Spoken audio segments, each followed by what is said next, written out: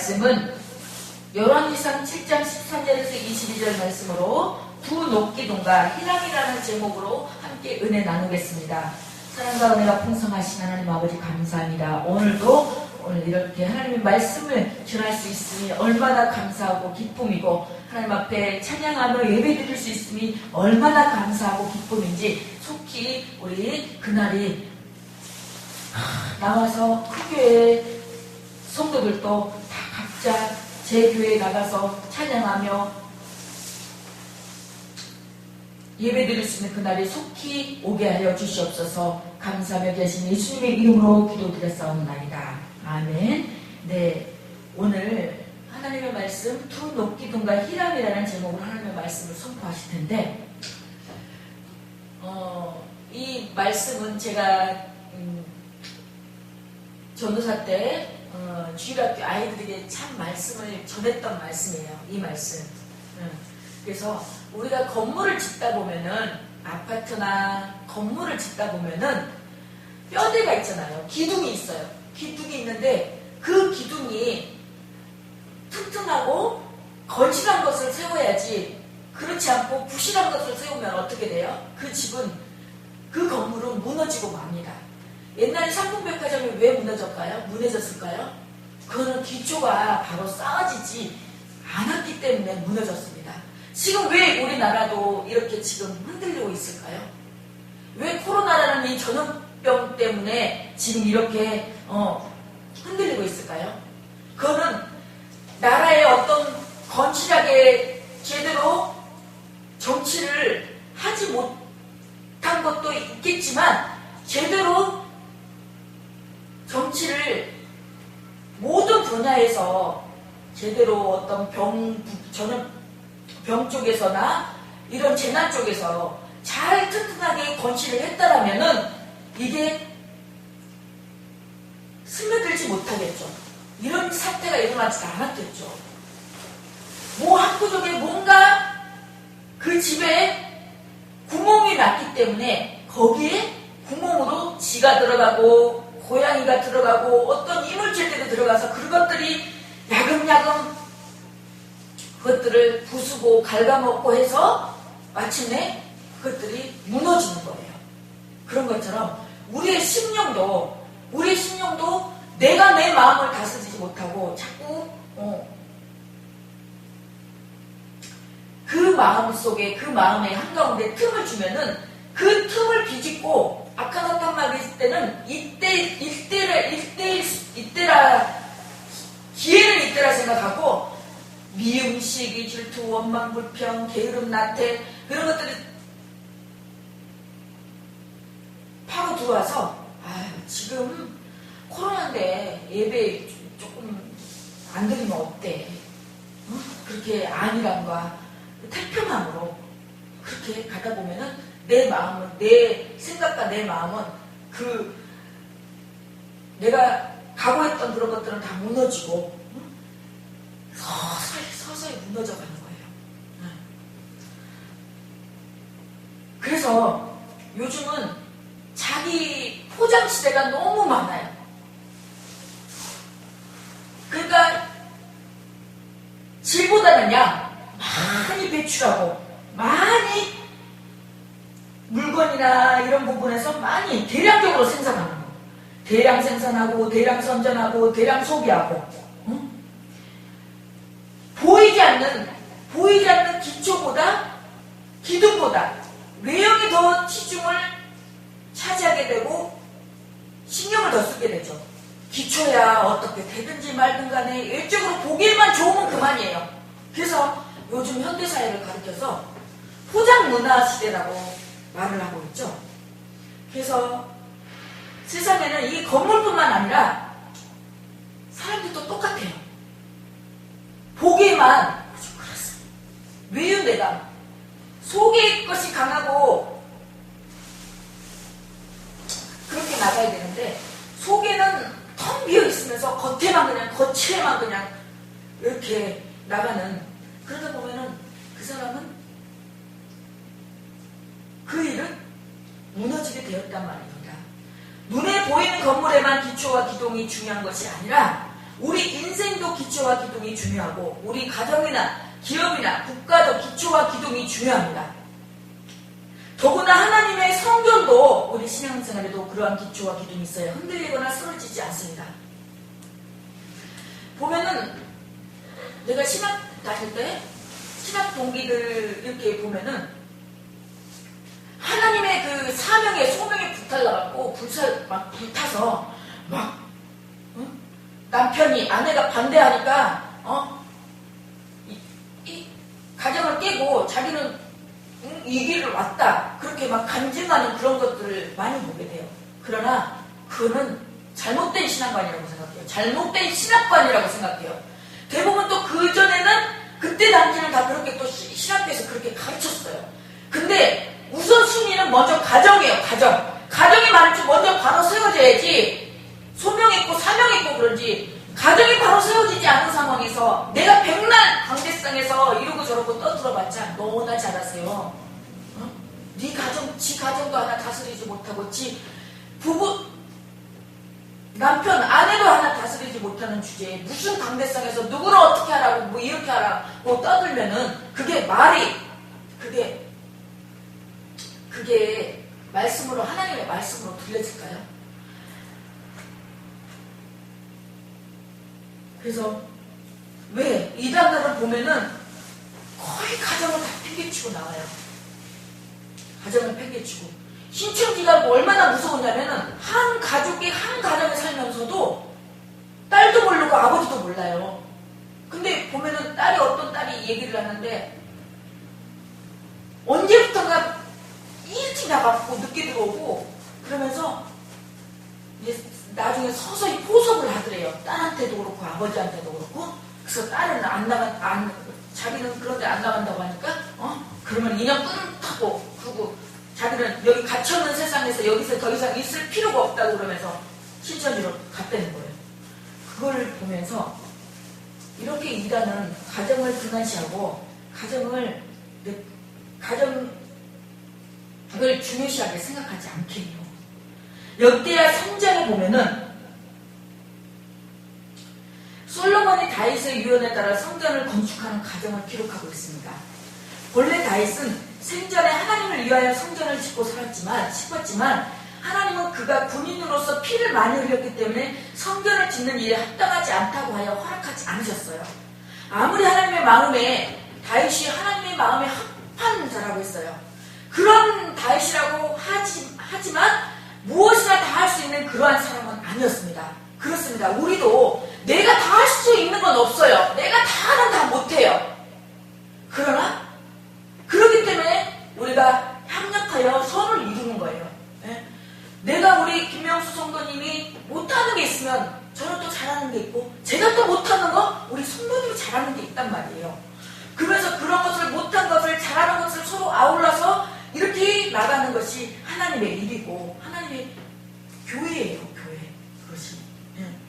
그래서 근데 다윗은 그것을 인정했어요. 자기 못한 것을 인정하고 다윗은 자신이 아니면 안 된다는 교만함에 빠지지 않냐고 하나님의 판단과 결정에 순종했던 것입니다.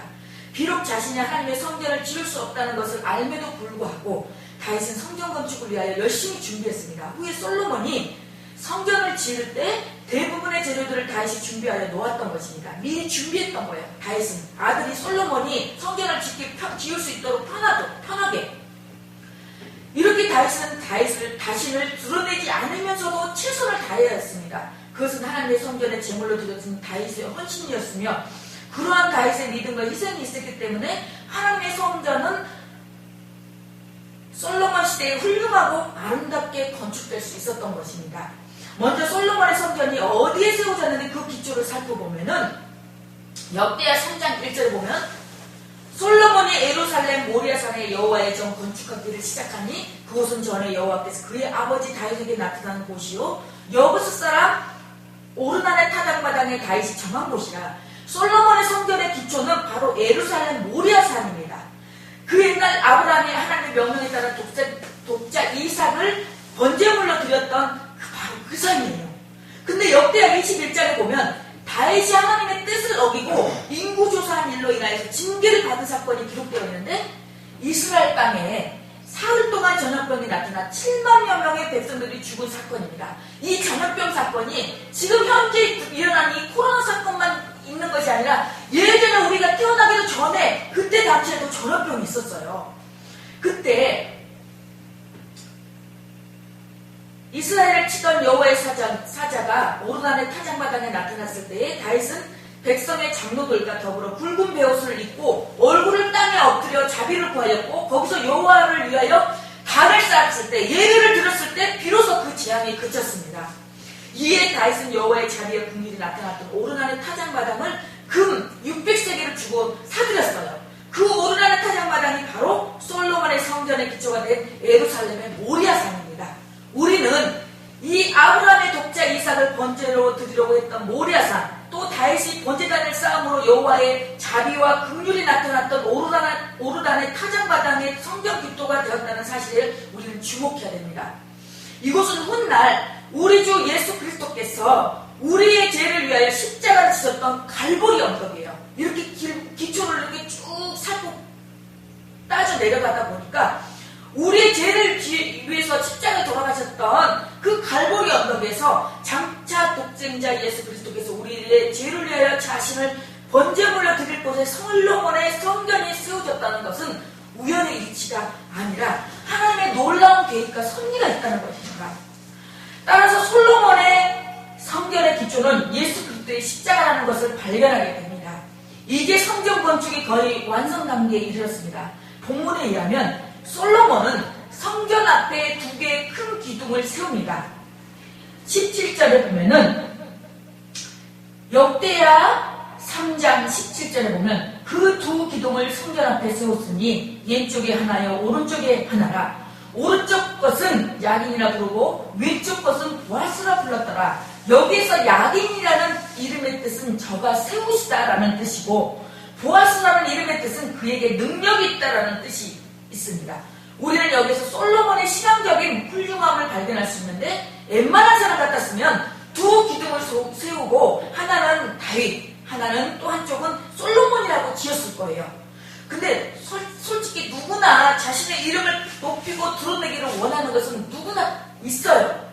저 또한 있어요. 없다고 부인을 못합니다. 그러나 사실 성전 건축에 있어서 가장 복이 많은 사람이라고 한다면 다름 아닌 다윗과 솔로몬인데, 또한 그들은 보통 사람이 아니고 나라의 왕입니다. 두 기둥을 왕의 이름으로 치는다고 해서 누구 하나 탓할 사람도 없고 태클 걸을 사람도 없었을 것입니다. 그러나 솔로몬은 그렇게 하지 않았습니다.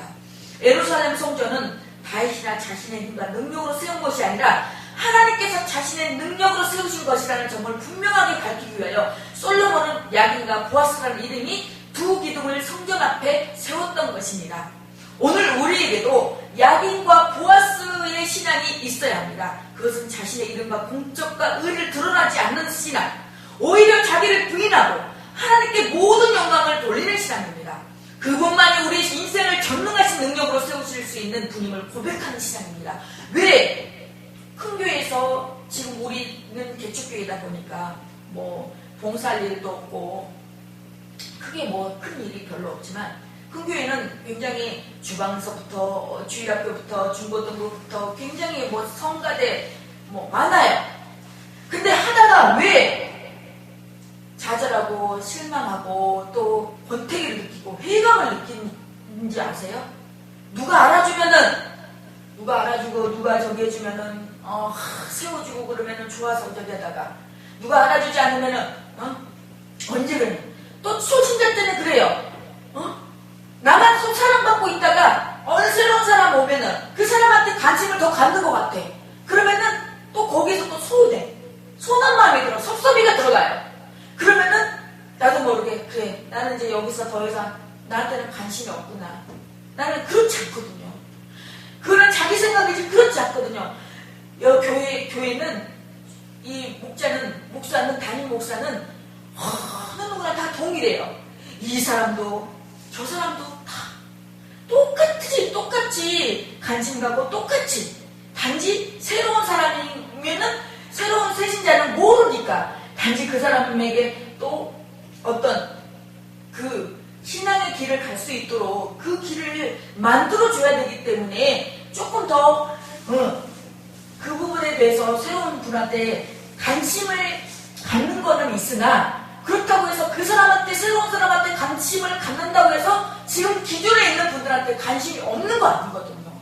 근데 대부분 그렇게 해서, 어떤 분들은 그렇게 해서 어떤 홍교에서는 그런 경우도 있다고 해요.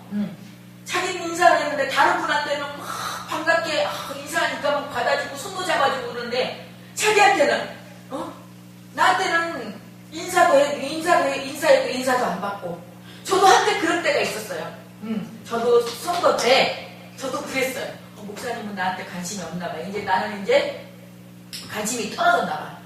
그래서 제가 한 날은 이제 이런 교육을 받으면서 이렇게 넌지시 물어봤어요. 저는 또 궁금한 거는 또 못 참거든요.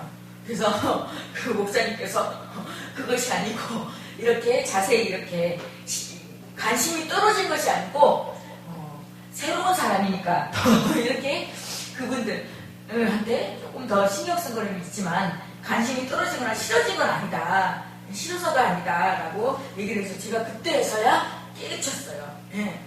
그런 것처럼 우리가 하나님한테 우리가 모든 것을 하나님 바라보고 하나님한테 모든 것을 한다고, 이걸 내가 나의 죄를 대신해서 십자가 못 박아 쓴 그 사람, 그 은혜 갚을 게 없어. 내가 하나님 앞에 봉사하고 헌신한다고 생각하면은 서운할 것도 없고, 안 알아준다고 서운할 것도 없고, 알아주길 바랄 것도 없고, 안 써준다고 삐질 것도 없고, 그렇단 말이죠.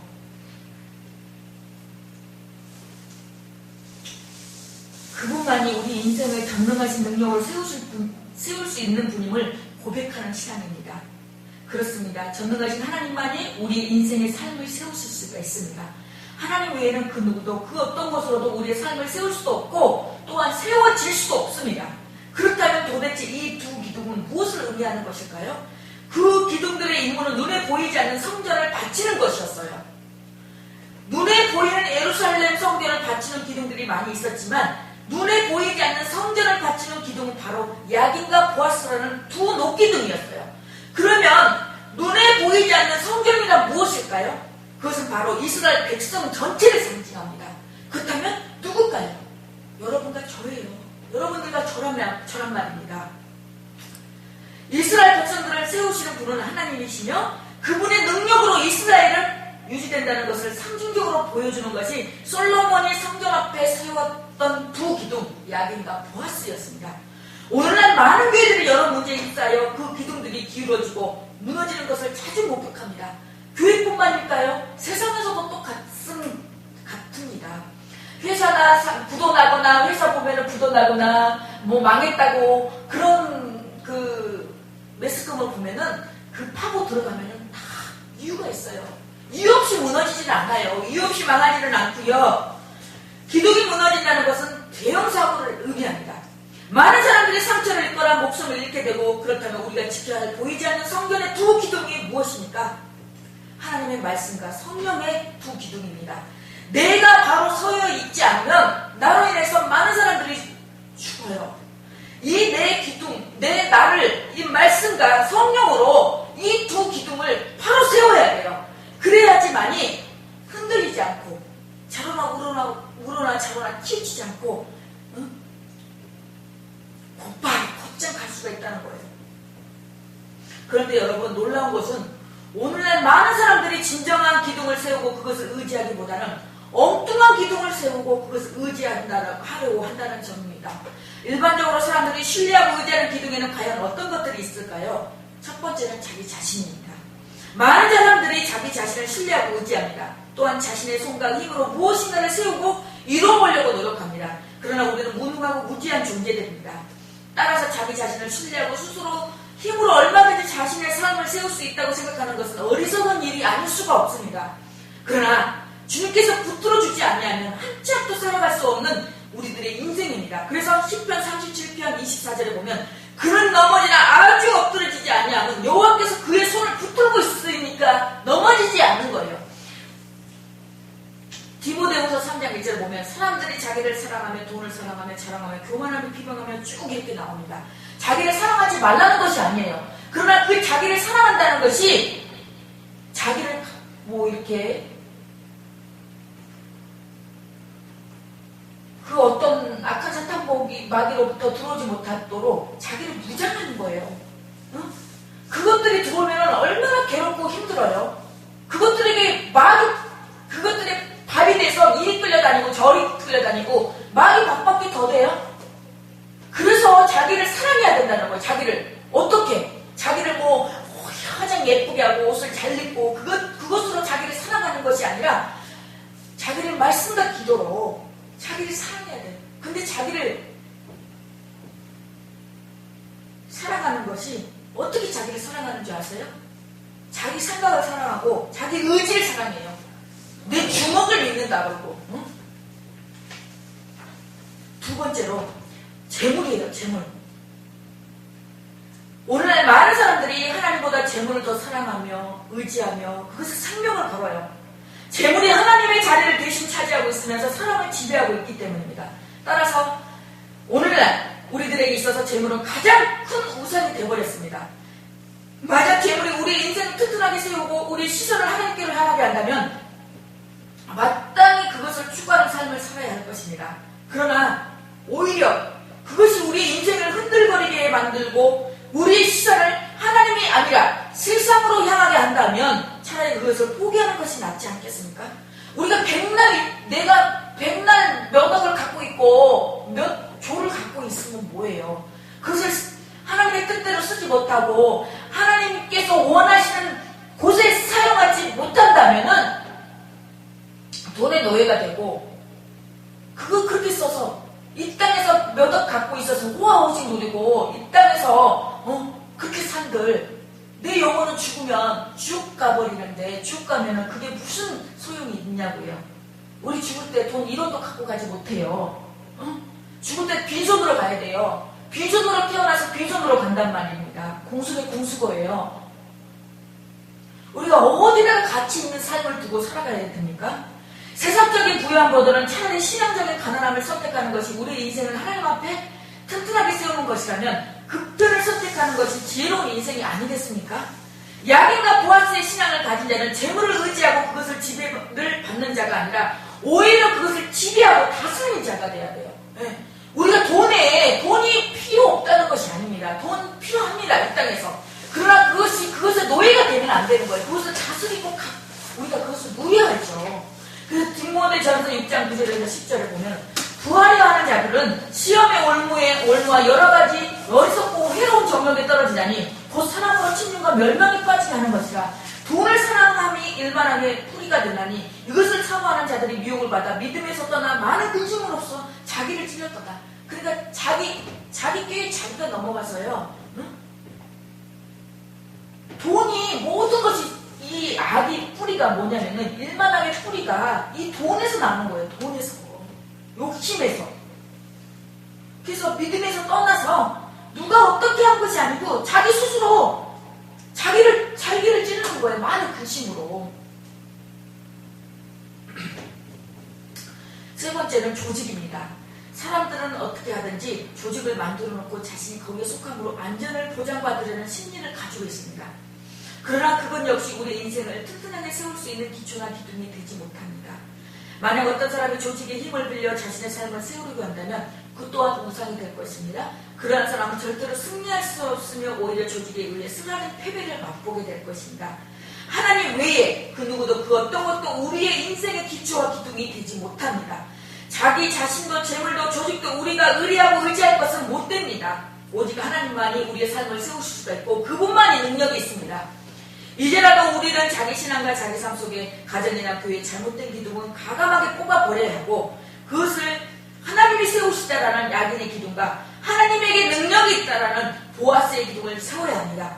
이 야긴과 보아스의 신앙을 가진 자가 많아질 때 한국교회가 비전이 있고 소망이 있습니다. 이제는 우리의 삶과 신앙의 기초를 예수 그리스도의 십자가에 두고 그 중심에 야긴과 보아스의 기둥이 자리 잡기를 간절히 소원하면서 이 조직의 명예의 아주 대표 인물들이 있죠. 아담과 하와, 사울, 압살롬. 그 중에 사울이라는 사람은 왕은 욕심의 대명사. 이 사울은 그런 왕권을 다윗에게 옮겨갈 것을 두려워했어요. 그래서 다윗을 죽이려고 혈안이 되었어요. 그래서 수단과 방법을 가리지 않고 헛된 수고를 했지만 결과적으로 비참한 죽음과 장자인 요나단까지 죽음으로 몰아가는 안타까운 사건을 낳게 됐어요. 그렇습니다. 우리가 명예 있으면 좋죠. 근데 명예가 우리의 인생의 기초와 기둥이 되지는 못합니다. 그러므로 교회를 세우시고 능력으로 붙드시는 분도 하나님, 우리 성도들의 삶을 세우시고 능력으로 붙들어 주시는 분도 하나님이시니 교회의 기둥은 오직 하나님뿐이라는 분입니다. 어떤 사람도 담임 목사님 저도 장로님 권사님들도 재정 건물도 아니고 오직 하나님만이 교회를 지탱하는 기둥이 되는 것입니다. 우리가 이 기둥을 의지해야 함을 말씀해 주는데 앞서 하나님만이 성전의 기둥이 되신다고 했습니다. 그런데 이 기둥이 흔들리면 될까요? 안 될까요? 흔들리면 안 되겠죠.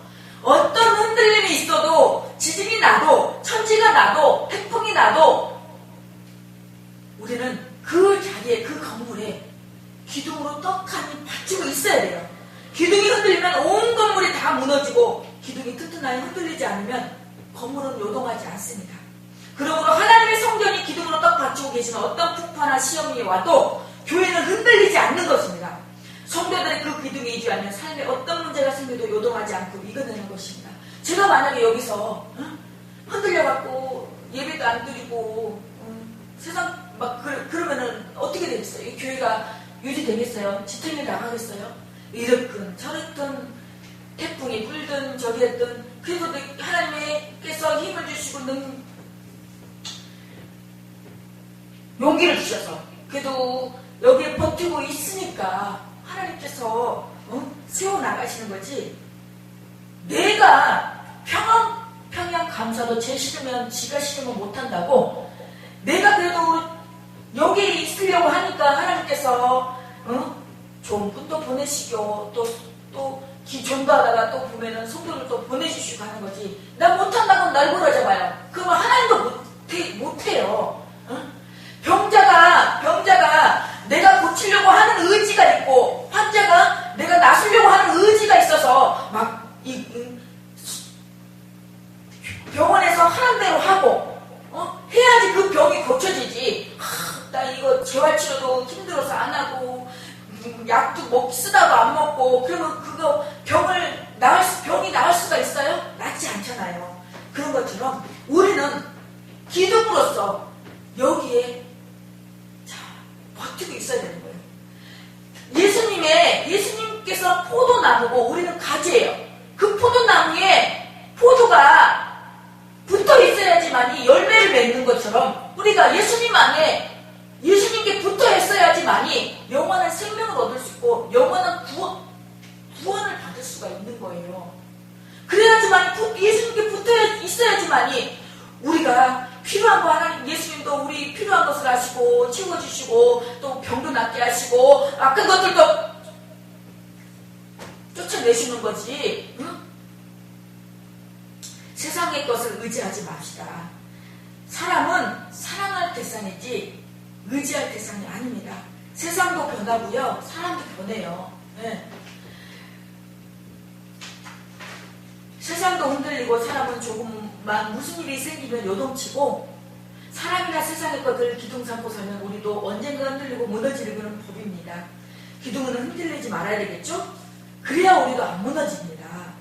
하나님이 교회의 기둥을 꼭 버티고 계셔야 교회가 어떤 일에도 안 흔들립니다. 사람 의지하고 다른 것 의지하니까 조금만 시험이 오고 문제 생기면 교회도 흔들리고 무너지지 않습니까? 우리의 삶도 마찬가지입니다.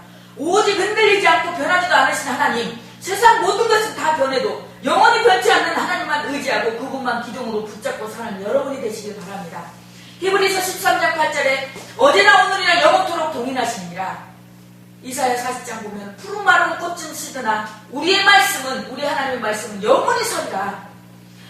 영원히 변하지 않는 분은 예수님이시고 영원히 변치 않는 것은 이 하나님의 말씀이에요. 하나님의 말씀. 야고보서 1장 17절에도 하나님은 변함도 없으시고 회절하는 그림자도 없으시다고 했어요. 우리 하나님은 변함이 없으세요. 우리도 성전의 기둥이 되어야 함을 가르쳐줍니다. 물론 교회 기둥은 오직 하나님이시고, 근데 요한계시록 3장 12절에 보면 이기는 자는 내 하나님의 성전의 기둥이 되게 하리니 그가 결코 다시 나가지 아니하리라. 내가 하나님의 이름과 하나님의 성 곧 하늘에서 내 하나님께로부터 내려오는 새 예루살렘의 이름과 나의 새 이름을 그의 위에 기록하리라. 이 말씀은 주님이 빌라델비아 교회를 향한 주님의 말씀입니다.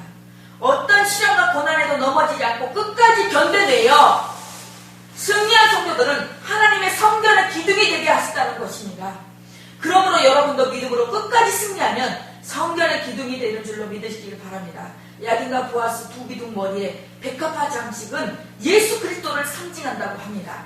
두 기둥에 붙은 석류 200개는 성도들을 의미한다고 합니다. 교회의 머리 대신 그리스도를 따라 모든 성도들은 성전의 기둥을 이루어야 한다는 것입니다. 주님은 빌라델비아 교회 성도들에게 이렇게 말씀하십니다. 계시록 3장 8절에 내가 내 행위를 아노니 내가 작은 능력을 가지고서 내 말을 지키며 내 이름을 배반하지 아니하였도다. 그렇습니다. 요리부동 어떤 흔들려도 요리부동하지 않고, 그래서 제가 우리 성도님을 그래도 흔들림이 없어요. 요동치가 않아요. 그래서 그냥 보면 항상 그 마음이고 변치 않으시고, 그래서 참 우리 주님께서도 우리 하나님께서도 인정하시고 예뻐하시겠구나, 그런 생각을 하게 됐어요. 그래서 비록 우리의 능력이 작을지라도 보아스의 뜻은 무엇입니까? 그에게 능력이 있다. 내가 아무리 잘난 것 같고 내가 아무리 능력이 있는 것 같아도 그분이 나를 세워주고 그분이 나를 능력을 주시니까 해나가는 거지, 저는 아무것도 할 수 있는 게 없습니다. 하나님께 능력이 있는 줄 믿고 우리들은 약하나 예수 권세 많도다. 오직 하나님의 능력을 의지하며 적은 능력을 가지고도 하나님의 말씀을 지키고 믿음을 끝까지 지켜 주님의 이름을 배반하지 않고 승리할 수가 있습니다. 그리하면 우리에게 면류관을 주시고 하나님의 성전의 기둥으로 만들어 주시는 것입니다. 할렐루야. 예, 마지막으로 야긴과 보아스라는 성전의 두 높기둥에서 깨닫게 되는 중요한 교훈이 있는데, 바로 이 야긴과 보아스를 만든 사람의 이야기입니다. 본문 13절과 14절에 솔로몬 왕이 사람을 보내어 히람을 두로에서 데려오니 그는 납달리 지파 가부의 아들이요 그의 아버지는 두로 사람이니 노세 대장장이라. 이 히람은 모든 논일의 지혜와 총명과 재능을 구비한 자이더니 솔로몬 왕에게 와서 그 모든 공사를 합니다. 열왕기는 일부러 그 야긴과 보아스를 만든 히람이라는 사람에 대해 아주 자세하게 설명하고 있습니다.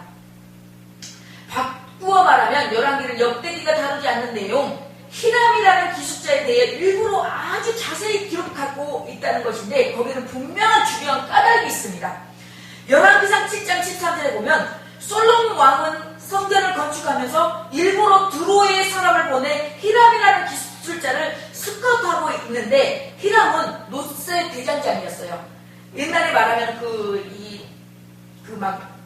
쇠에 막 이렇게 달궈가지고, 불에 달궈가지고, 막 망치로 두드려서 이렇게 만든 그 노세 대장장이었는데, 솔로몬이 하나님의 집인 성전을 지으면서 히람을 특별 스카우트한 것을 보면 그는 아마 그 분야에서 당대 최고의 기술자였던 모양입니다.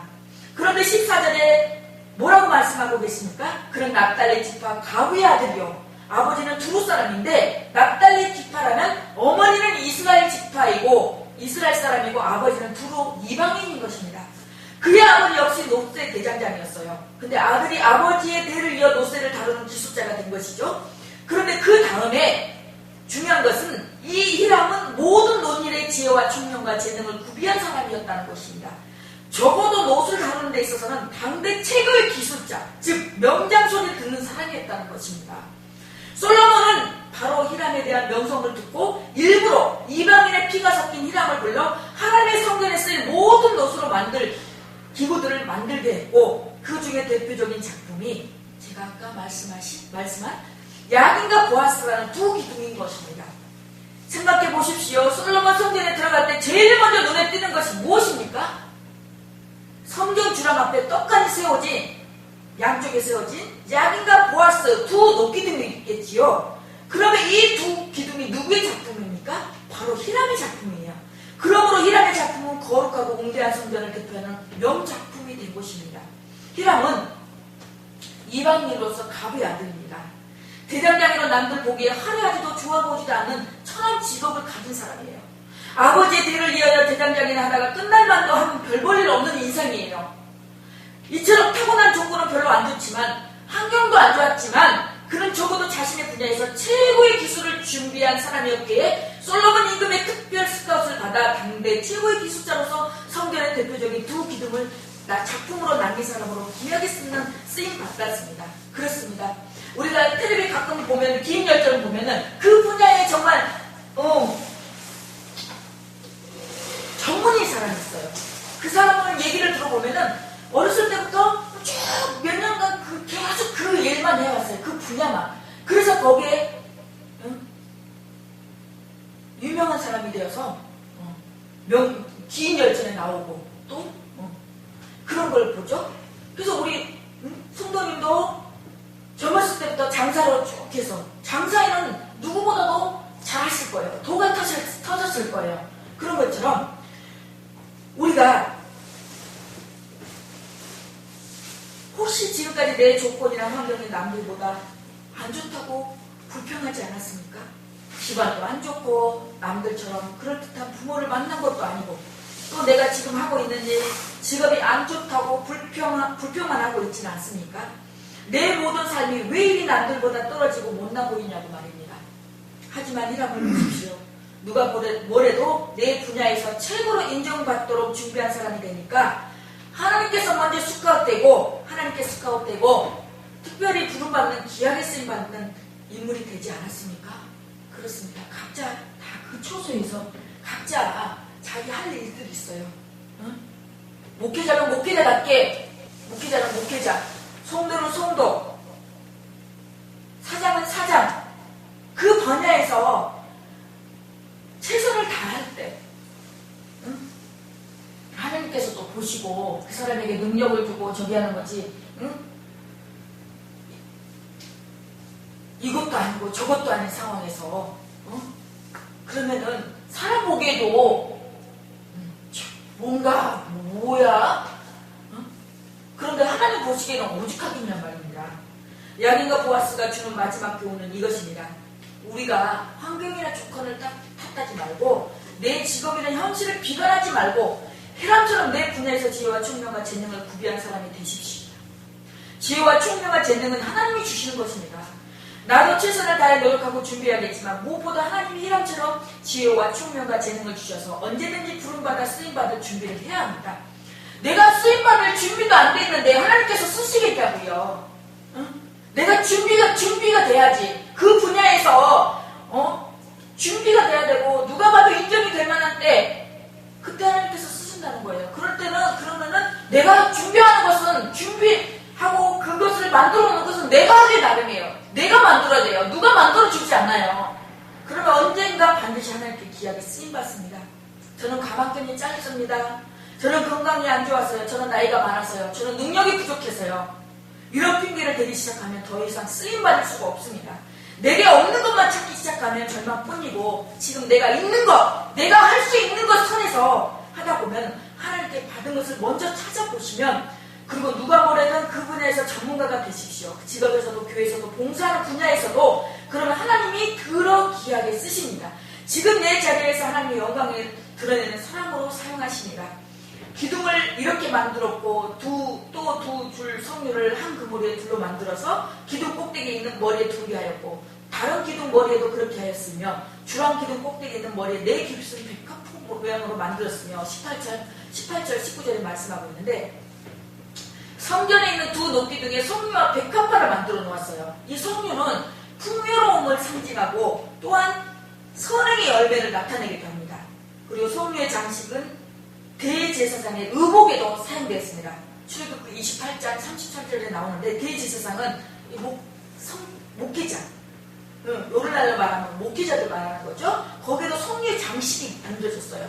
그러면은 우리 목회자와 우리 성도는 풍요로워야 돼요. 모든 것이 풍요로워야 돼요. 먹을 것도 먹는 거나 이런 부분에서만 풍요로운 것이 아니라 마음도 풍요로워야 되고 모든 것을 끌어안고 포옹하고 끌어안을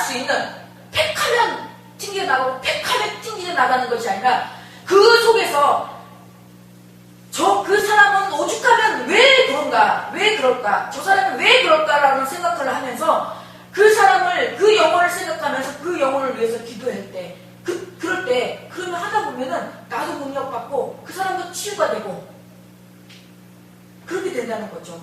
그래서 우리가 성도나 우리 목회자는 선행의 열매를 많이 맺어야 돼. 선행의 열매. 응? 그리고 백합화는 하얗게 되다 해서 나온 말로 순결과 아름다움을 상징하는 꽃인데, 유대인에게 있어서 백합화는 약속된 땅의 꽃으로 하나님께서 가나안을 주셨다는 약속을 상기시키는 꽃입니다. 그래서 백합화처럼 우리는 또 순결해야 돼요. 백합화처럼 아름다움, 순결해야 돼. 하얗게 되지. 백합화처럼 우리는 백합화가 아까 예수를 그리스도를 상징한다고 그랬잖아요. 예수 그리스도는 거룩하신 분이었어요. 너희도 거룩하니, 내가 거룩하니 너희도 거룩하라고 했어요. 거룩이 뭘까요? 네? 야긴의 뜻이 뭐라고 했습니까? 꼭 기억하세요. 저가 세우리라. 보았을 뜻은 그에게 능력이 있다. 히람이 귀하게 쓰임받는 것이 바로 이 때문입니다. 우리는 부족하고 연약하지만 하나님이 세우시면 서는 줄로 믿습니다. 우리는 능력도 없고 조건도 안 됐지만 오직 능력은 하나님께 있는 줄로 믿습니다. 우리가 하나님의 능력을 힘입고 하나님이 우리를 세우시면 우리는 야긴과 보아스처럼 교회의 기둥으로 쓰임받게 될 줄로 믿습니다. 우리가 자주 기도하는 내용이 있습니다. 하나님의 능력에 의지하십시오. 하나님이 남을 세워주시기를 구하십시오. 하나님이 반드시 우리를 선대는 기둥처럼 기이 써주시고 세상의 기둥으로 세우실 줄로 믿습니다. 그리하여 선행의 열매가 풍요롭고 내적으로 외적으로 영적으로 교회도 순결과 아름다움으로 가득한 성녀와 백합화 같은 저와 성도님들이 되시기를 예수 그리스도의 이름으로 간절히 축원합니다.